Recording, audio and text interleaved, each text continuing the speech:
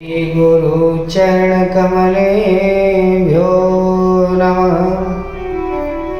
हरि ओम।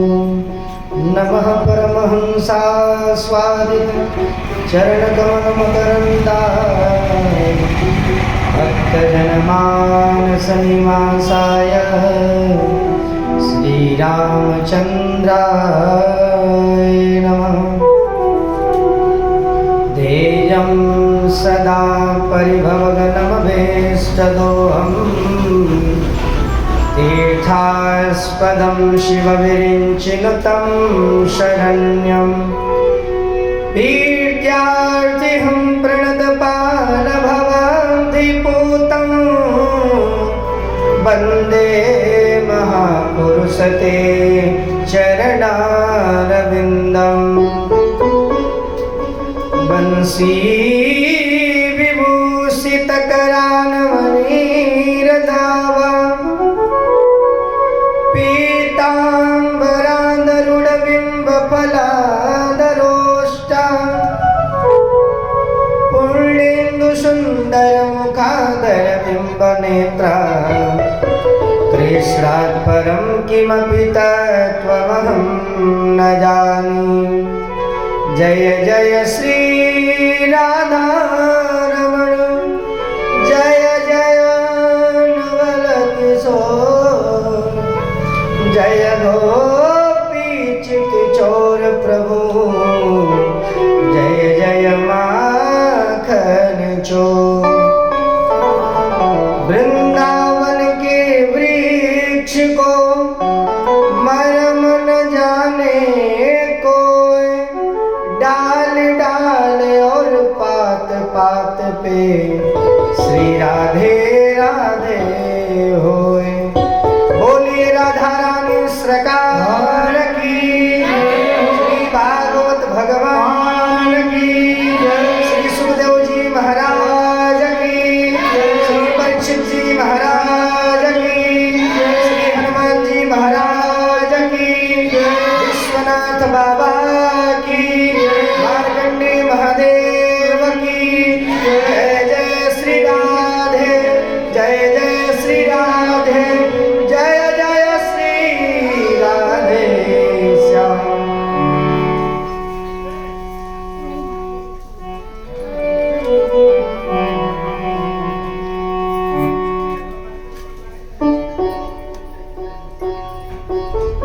आइए कुछ क्षण भगवत नाम संकीर्तन करते हैं, उसके बाद से समय बड़ा कम है और समय को ध्यान देते हुए कथा को विराम करेंगे।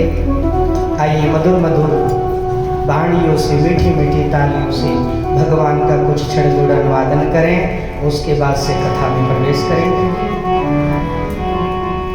जय राधे राधे गोविंद गोविंद राधे राधे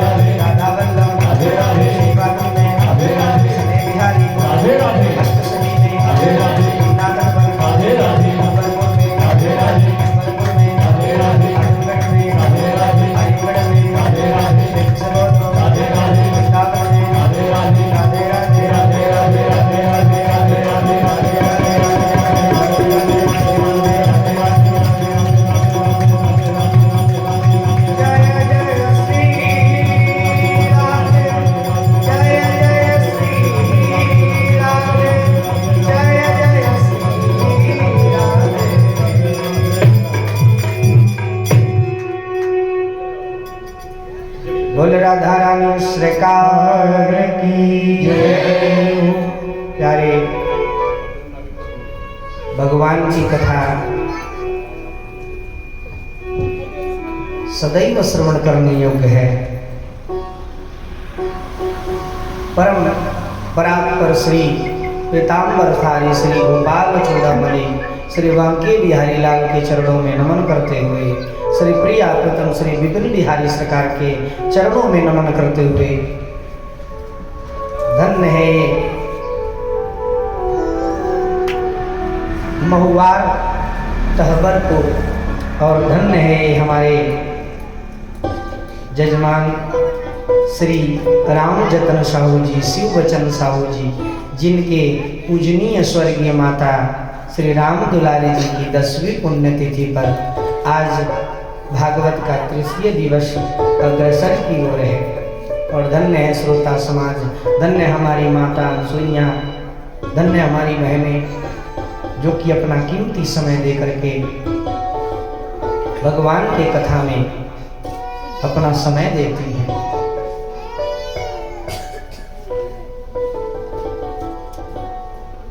बाणी मीठी न होती तो शब्द जहर बन गया होता, रसना प्रेम में ना होती तो प्रेम वरदान बन गया होता, याचना भक्तों में न होती तो भक्त भगवान बन गया होता, गुण निधि चरण रज रखी माँ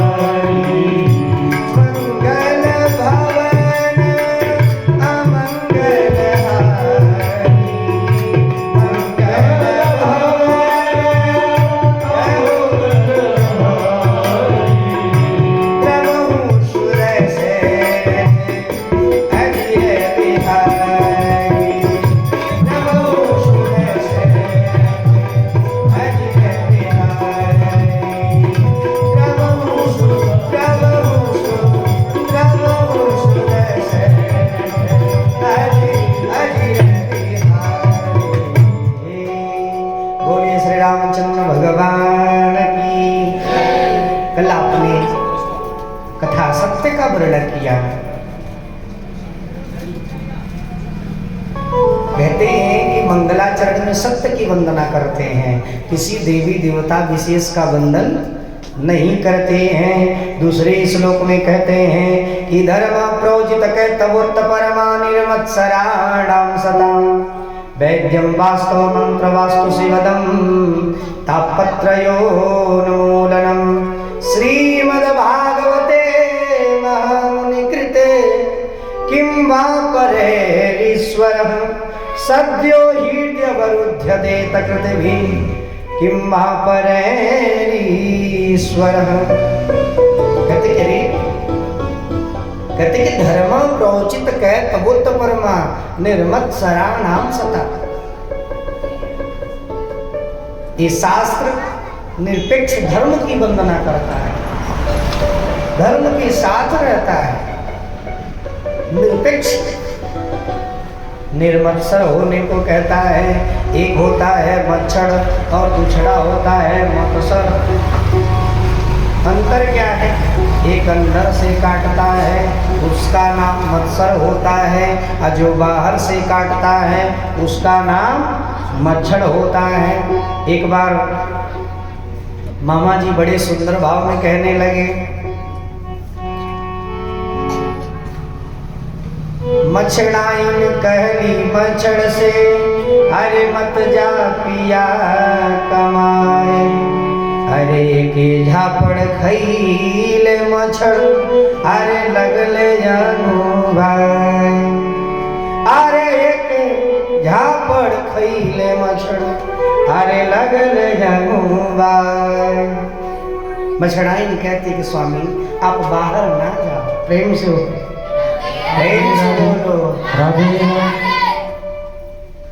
आपने पूर्वी सुना होगा कि पहले लोग गाते थे, माताएं गाती थी, अब ना जाए दे बसान, अरे भले घरे खाई न रोटिया। अब ना जाए दे बसान, भले घरे खाई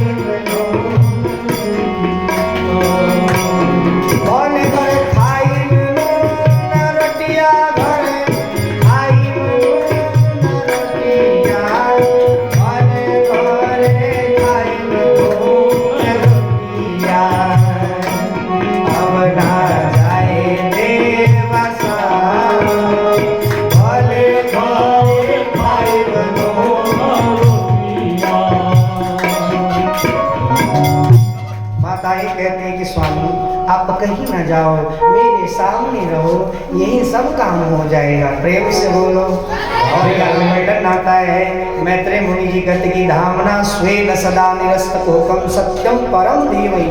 धर्म में निरपेक्ष धर्म की वंदना करते हुए कहते कि व्यक्ति को धर्म से विपरीत जाना नहीं चाहिए। धर्म रक्षति रक्षता, जो धर्म की रक्षा करता है धर्म की रक्षा करता है। आगे वर्णन आता है कि निरपेक्ष धर्म की वंदना करते हैं। निर्मत्सराणाम सतम, जब तक मत्सर नहीं निकालोगे ना तब तक ठाकुर जी तुम्हारे अंदर बैठने वाले नहीं हैं। कहते कि कंचन तजना सहज है, सहज प्रिया को ने मान बढ़ाई से दुर्लभ तजी है। कहने का मतलब कि जब तक अपने अंदर से निर्मत्सर नहीं निकालोगे, जब तक उस द्वेष भाव को नहीं निकालोगे, तब तक परमात्मा तुम्हें प्राप्त होने वाले नहीं है। कहने का मतलब ये गुण गुणहीन प्राप्त रति होई। गुण गुण से प्राप्त होता है, रति रति से प्राप्त होता है। उसी प्रकार भक्ति भक्ति से प्राप्त होता है, ऐसे प्राप्त नहीं होता है। कोई चले कि चलो मनोरंजन के दृष्टि से सुन ले।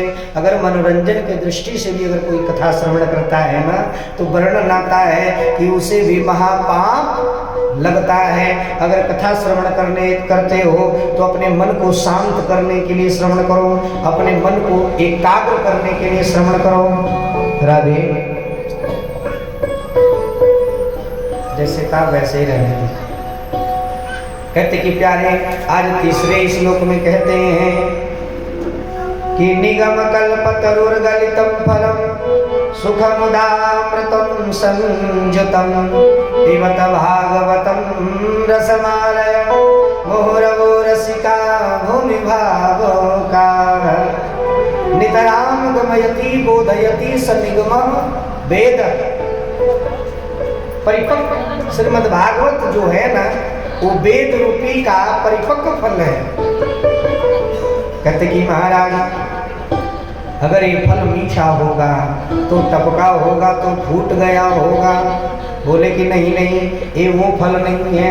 बोले कौन सा फल है? बोले कि नारायण रूपी डाली से टपका तो ब्रह्मा रूपी डाली पर आकर के अटका और ब्रह्मा रूपी डाली से टपका तो नारद रूपी डाली पर आकर के अटका, और नारद रूपी डाली से टपका तो व्यास रूपी डाली पर आकर के अटका, व्यास रूपी डाली से टपका तो सुखदेव रूपी डाली पर आकर के अटका, और सुखदेव रूपी डाली से जब टपका तो परीक्षित रूपी बट वृक्ष पर आकर के फैल गया। प्रेम से बोलो। परीक्षित को बट वृक्ष का रूप दिया गया है। कहते कि हे रसिको खूब पियो खूब पियो खूब पियो। बोले कि महाराज आप कह रहे हैं पियो, तो अगर हम पिए तो कैसे पिए, मुख से पिए क्या? कहते कि कर्ण रूपेन दोना पिबत्वा, कर्ण रूपी दोना से पियो, मुख से नहीं पियो, क्योंकि यह मुख से पीने वाला फल नहीं है। कई जगह वर्णन आता है, कहते कि महाराज हम कैसे प्रतीत कर लें कि ये मीठा होगा।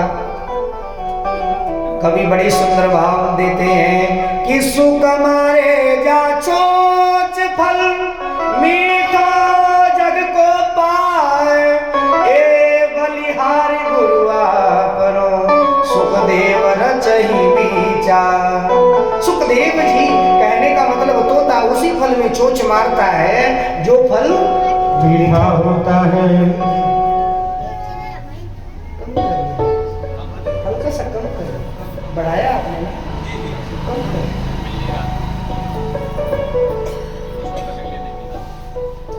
प्यारे कहते हैं कि भगवान की कथा सदैव श्रवण करने योग्य है। कहने का मतलब कि खूब पियो खूब सुनो खूब सुनो खूब सुनो खूब सुनो। अब कहने का मतलब ऐसा ना सुनो कि नींद लग जाए। प्रेम से बोलो, प्रेम से बोलो।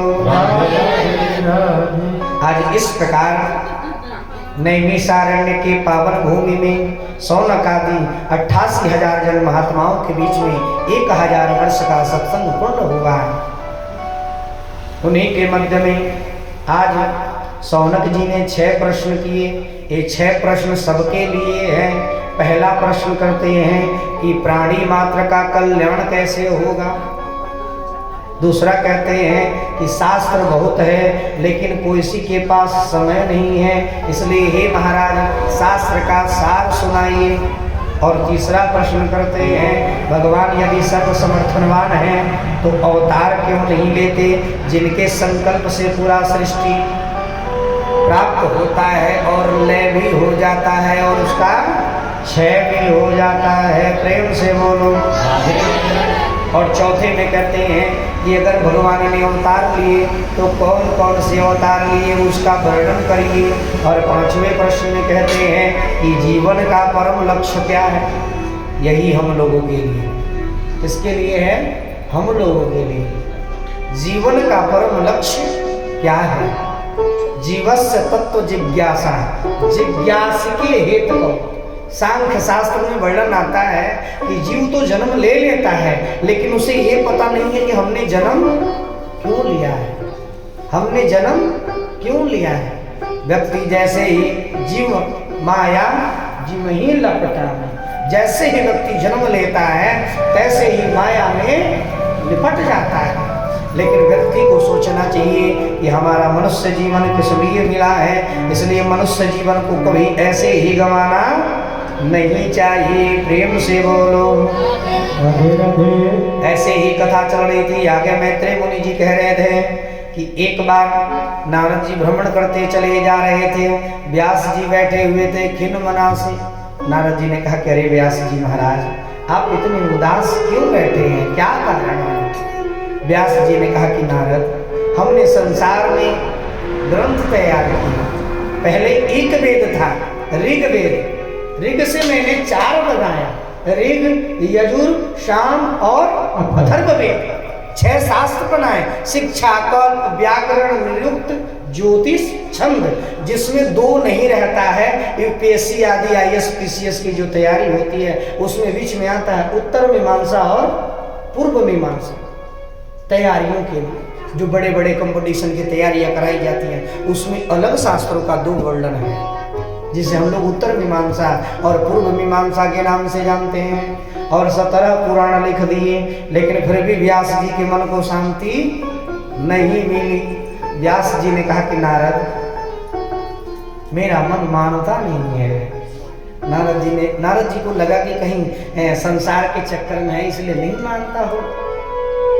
बोले कि अरे व्यास जी, इस संसार के चक्कर में ना पड़िए, क्योंकि मैं भी पड़ा था।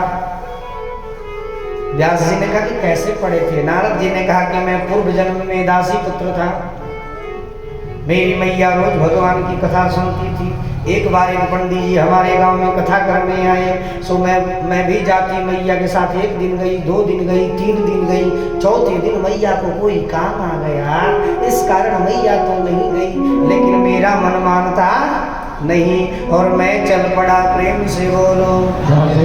अब 5वें दिन गया, 6वें दिन गया, 7वें दिन गया, कथा में इतना मन रम गया कि जित देखो उत श्याम सजाए। जिधर देखो उधर ही श्याम नजर आते, जिधर देखो उधर ही ठाकुर नजर आते। भगवान के सिवा और कुछ दिखता नहीं है। अब तो बोले कि हे मैया, हमें आज्ञा दे दो, मैं भी बाबा के साथ जाऊंगा। अब तो मैया आँख लाल लाल करके पड़ गई। अरे डारेंगे, तू तो एक ही बेटा है, अगर तू बाबा बन जाएगा तो हमारी सेवा को करेगा?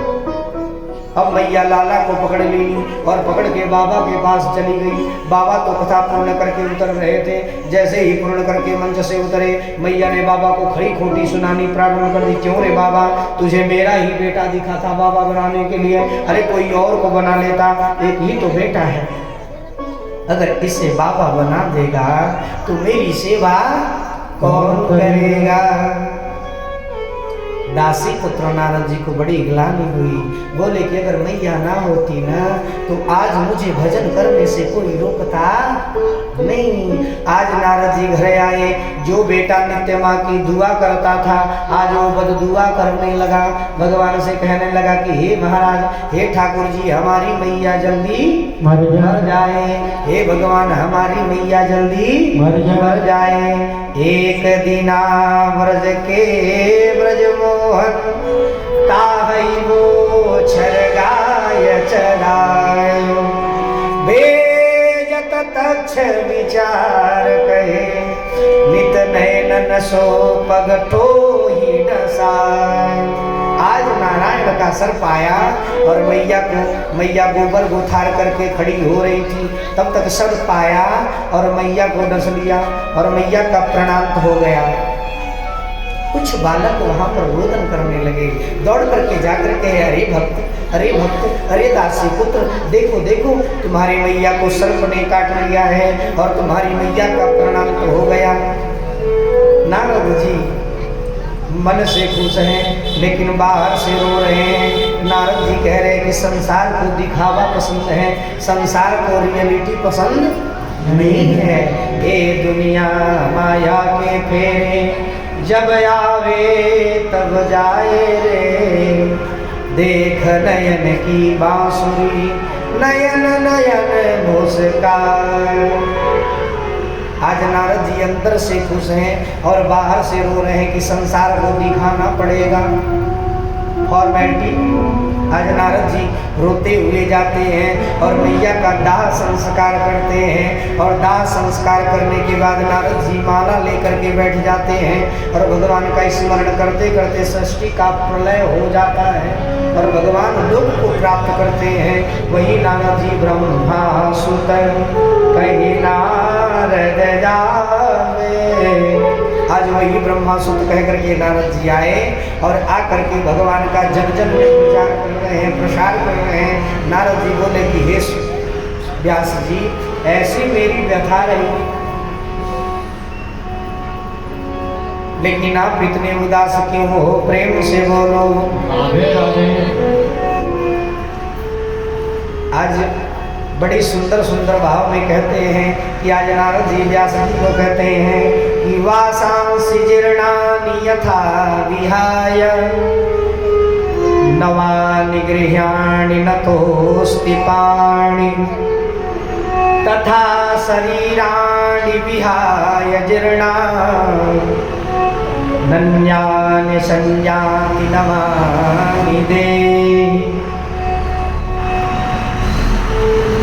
कहते कि महाराज ये जो आत्मा है ना, शरीर कब त्याग देगी यह किसी को पता नहीं है। कहने का मतलब कि जिस प्रकार व्यक्ति पुराना वस्त्र उतार करके नया वस्त्र धारण करता है, जिस प्रकार वृक्ष अपने पुराने पत्ते बसंत ऋतु में त्याग देते हैं और बसंत ऋतु में नए नए पंखुड़ियां निकली हैं। पंत जी लिखते हैं कि पात नए आ गए, टहनी के टू से पतर आ गए, पात नए आ गए, इस प्रकार पद लिखते हैं। और इस प्रकार कहते हैं कि देखो ये जो शरीर है ना, रेलगाड़ी के डब्बे के समान है, ये कब कहाँ छूट जाएगा यह किसी को पता नहीं है। कहते कि कैसे एक व्यक्ति था, ट्रेन पर चढ़ा स्टेशन पर और उसके साथ 2-4 लोग और चढ़े। अब उनसे बात करते करते करते करते करते करते वार्तालाप में मेल जोल बढ़ गया। अब जो ले गए थे सो खाने लगे। आगे स्टेशन आया, 2 लोग और चढ़े, उनसे भी प्रेम बढ़ गया, वो उन लोगों से भी मिल करके खाने लगे। लेकिन जब अगला स्टेशन आया तो कुछ लोग उतर गए, फिर अगला स्टेशन आया वो भी उतर गया, फिर वहाँ से दूसरा चढ़ा, उससे प्रेम बढ़ने लगा। कहने का मतलब कि ये माया है, प्रेम से बोलो, किसी के साथ रहती नहीं है। अगर रहेगी तो सजग बदवृत्ति, और नहीं रहेगी तो असजग बदवृत्ति रहेगी। इस प्रकार कहते हैं कि उसी प्रकार हे प्रभु आप इस संसार को छोड़िए।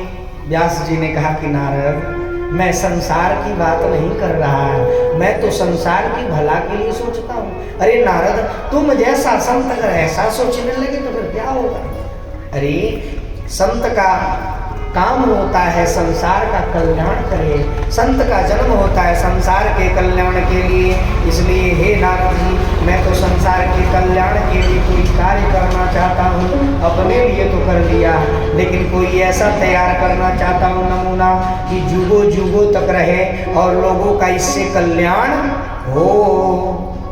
नारद जी ने कहा कि प्रभु अगर ऐसा है तो मेरे पास एक चतुश्लोकी हमारे पिता द्वारा दिया गया भागवत है, मैं आपको सुनाता हूँ। और आप इतने परिपक्व विद्वान हैं, इतने मूर्धन्य विद्वान हैं कि आप उससे चाहोगे तो हजारों श्लोक तैयार कर लोगे। व्यास जी पूछे नारद जी नेकी पूछ, अरे जल्दी बताओ। आज नारद जी ने कहा कि आदौ देवकी देवी गर्भजननम गोपी गृहे वर्धनम माया कोतनि जीवतापहरणम गोवर्धनम वारणम कांसाछेदन कौरवादि मूर्धनम कुंती सुता पालनम एतत् श्री भगवत पुराण कथितम श्री कृष्ण लीलाष्टकम। इस प्रकार नारद जी ने व्यास जी को सुनाया और व्यास जी मन ही मन उसका स्मरण करने लगे। और व्यास जी ने कहा कि नारद अब मेरा काम होना चाहिए। नारद जी ने व्यास जी को प्रणाम करके वहां से अंतर ध्यान हो गए और व्यास जी ने लेखनी उठा करके सबसे पहले गणेश जी का स्मरण किया, क्योंकि बिना गणेश जी का कोई कार्य संभव नहीं है। गजाननं भूतगणादिसेवितं कपीथजम्बूफलचारुभक्षणम् उमासुतं शोकविनाशकारकं नमामि विघ्नेश्वर पादपंकजम्। अब तो भैया लिखना प्रारंभ कर दिया और उसका प्रतीक था कि जहाँ लेखनी रुक जाएगी समझेंगे कि वहाँ हमारा श्लोक पूर्ण हो गया। और लिखते लिखते लिखते लिखते लिखते लिखते 18,000 श्लोक को लिख डाला, यहाँ तक कि रच डाला। और रच करके अब सोचने लगे कि भैया दवा तो तैयार हो गया है, लेकिन किस पर प्रैक्टिस किया जाए। प्रेम से बोलो। जैसे कोरोना का कोविड का जो दवा बना था ना, तो सबसे पहले बूढ़ो बाबा लोग का चेक होता था। प्रेम से बोलो। राधे राधे। प्रेम से बोलो। कि जैसा असर दिखाएगा वैसा काम करेंगे। अब तो व्यास जी सोचने लगे, तब तक वर्णन आता है कि अरे व्यास जी, आपके बेटा से कोई बड़ा परमहंस नहीं है और भागवत तो परमहंसों की संहिता है, इसलिए आप अपने पुत्र को ही बनाइए और पुत्र को ही श्रवण कराइए। व्यास जी बोले कि अरे बाप रे बाप, वो तो जन्म लेते ही वन को चला गया, वो गृहस्थ में रहना ही नहीं चाहता है, तो हम उसे कैसे श्रवण कराएं। आज मैत्रेय मुनि जी प्रश्न करते हैं कि महाराज, ये सुखदेव जी का प्राकट्य कब हुआ? प्रेम से बोलो। बड़ी सुंदर भाव में कथा सुनाते हैं। कहते कि एक बार नारद बाबा के मन में उत्कंठा जागृत हुई कि बहुत दिन हो गए भोले बाबा और मैया पार्वती में लड़ाई लगाए। सोचत है नारद को बानी, चित महिमा पहचानी, जग जग ढूंढे नारायण भज, नारायण चित ठानी। आज नारद जी नारायण नारायण करते हुए कैलाश पर्वत पर पधारते हैं। जैसे ही कैलाश पर्वत पर गए, भोले बाबा तो समाधि में लीन थे। आज नारद जी को अवसर मिल गया, इधर पार्वती मैया अपनी सखियों के साथ बैठ करके गप्पे मार रही थी। अरे बाप रे बाप, अरे मेरे पति तो मेरे से कोई बात नहीं छिपाते हैं। प्रेम से बोलो, आप लोगों से छिपाते हैं कि नहीं? आज पार्वती मैया कह रही, अरे मेरे पति भी मुझसे कोई बात छिपाते नहीं है। और जैसे ही नारद जी पहुंचे, नारद जी के कानों में बातें आ गई। नारद जी ने कहा कि एक ही शब्द झगड़ा लगाने के लिए बहुत काफी है। और नारद जी को अवसर मिला, अवसर मिलते ही नारद जी ने अपने बात को रख दी। बोले कि मैया प्रणाम। नारद कहा, पार्वती बोली नारद, अरे इतनी प्रार्थना बेला में तुम्हारी क्या बात है? नारद जी ने कहा कि मैया थोड़ा इधर प्रचार प्रसार करने आया था, तो सोचा कि चलो इधर से मैया पापा का दर्शन करते चलते, तो मैं आपके पास चला आया। लेकिन मैया एक बात बताओ, आप एक बात बोल रही थी कि आपसे भोले बाबा कोई बात नहीं छिपाते। पार्वती ने कहा कि हाँ, कोई बात नहीं छिपाते। नारद जी ने बोला कि मैया सोच ले। बोले क्यों? तो सही सही बता। पार्वती जी ने कहा कि अरे नारद, सच में मैया बोल रही है कि अरे नारद, मुझसे कोई बात मेरे स्वामी छिपाते नहीं है। नारद जी ने कहा कि मैया अगर नहीं छिपाते हैं तो ये भी बात बताया होगा कि तुम्हारे गले में जो मुंडन की माला है वो काहे की है? प्रेम से बोलो राधे राधे। अब तो पार्वती मैया सिर नीचे करके बैठ गई और बोली कि हे राम, हमने तो सब कुछ पूछा, लेकिन ये बात तो पूछना ही भूल गई। और इतना नारद जी कह करके वहां से नारायण करके चल दिए।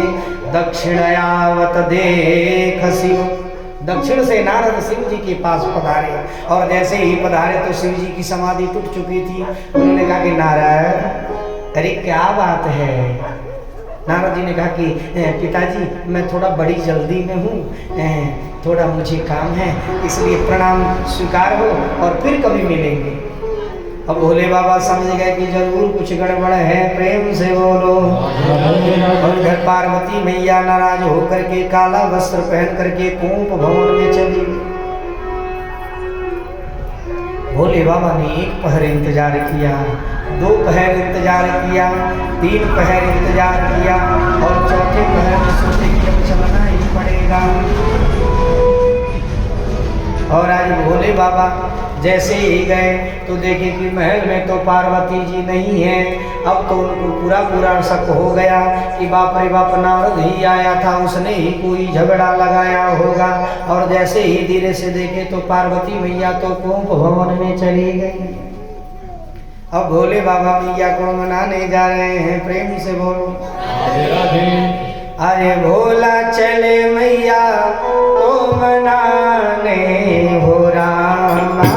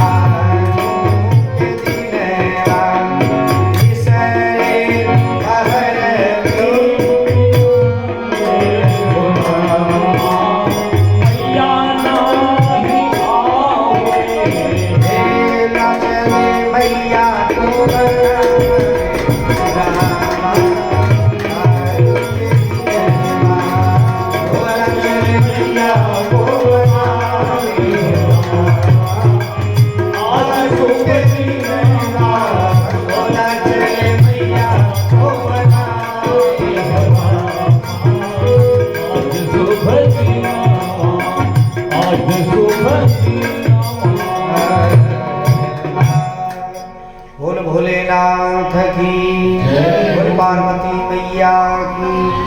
और आज भोले बाबा जैसे ही पास में गए, भोले बाबा ने देखा कि मैया तो काला वस्त्र धारण करके कोप भवन में चली गई है। प्यारे वर्णन आता है कि भोले बाबा झुक करके देखते हैं। क्यों देखते? क्योंकि भैया पहले जब घर बनता था ना तो छोटा छोटा चौखट लगता था। क्यों लगता था? घर मतलब होता है श्रम। आओ और श्रम करो, मतलब झुकना ही घर है। कहने का मतलब कि मंडप में जैसे ही अंदर प्रवेश किए, हम देख रहे हैं कि पार्वती मैया तो काला वस्त्र पहन करके आज कुपित हैं। भोले बाबा ने कहा कि भाग्यवान, अरे वो पार्वती, अरे वो पार्वती। पार्वती ने कहा खबरदार, खबरदार, अगर तुमने हमसे बोला ना तो हमसे बुरा कोई नहीं होगा, हम तुमको देखना नहीं चाहते। अरे तुम तो मुझसे ना बोलो ही अच्छा है। अरे तुम्हारी बातें मुझको चुभती है। भोले बाबा ने कहा क्या हुआ बताओ तो सही। खबरदार, मैंने तुमसे मना किया है ना कि मैं तुमसे बोलना नहीं चाहती। अरे तुझे बोलना तो छोड़ दो, मैं तुम्हें देखना भी नहीं चाहती। इतनी नाराज है। भोले बाबा बोले कि अरे पार्वती ऐसा क्या हो गया, अगर बताओगे नहीं तो होगा क्या? पार्वती ने कहा कि एक बात बताओ, आप मुझसे प्रेम करते हो? भोले बाबा ने कहा कि हाँ। तो एक कौन सा प्रेम है कि तुम्हारे प्रेम का पता नहीं चलता? तुम सब बातें बताते हो लेकिन एक बात तुम बताना ही भूल गए। बोले कौन सी बात? जो आपने मुंडन की माला पहन रखी है वो काहे की है? अब तो भोले बाबा सट से सिर नीचे रख करके टप टप टप टप रोने लगे। बोले देवी, अरे तुम बात भी पूछे तो ऐसी, तुम नाराज भी हो तो ऐसी बात पर जिसको सुनने के बाद मेरा कंठ अवरुद्ध हो जाता। अरे पार्वती, ये मेरे प्रेम का प्रतीक है, मैं तुझे कैसे बताऊं? जब जब तेने देह धरो तब तब शरीर न त्यागी, अत्यागत मुंडन माला पियो गले में मैंने डारी, भोलेनाथ त्रिपुरारी शिव शंकर है भंडारी। इस प्रकार भोले बाबा ने कहा कि देवी, तुमने जितने बार जन्म लिया ना, जितने बार तुमने अपने शरीर का त्याग किया ना, जो मुंड है ना उसका माला पुरो करके मैंने गले में डाल दिया। पार्वती ने कहा खबरदार, अरे तुम तो और बड़े कपटी हो। अरे बाहर से काले हो ही अंदर से भी काले हो। मैं तुमसे बोलना नहीं चाहती, तुम मेरे सामने से चले जाओ, मैं तुम्हें देखना नहीं चाहती।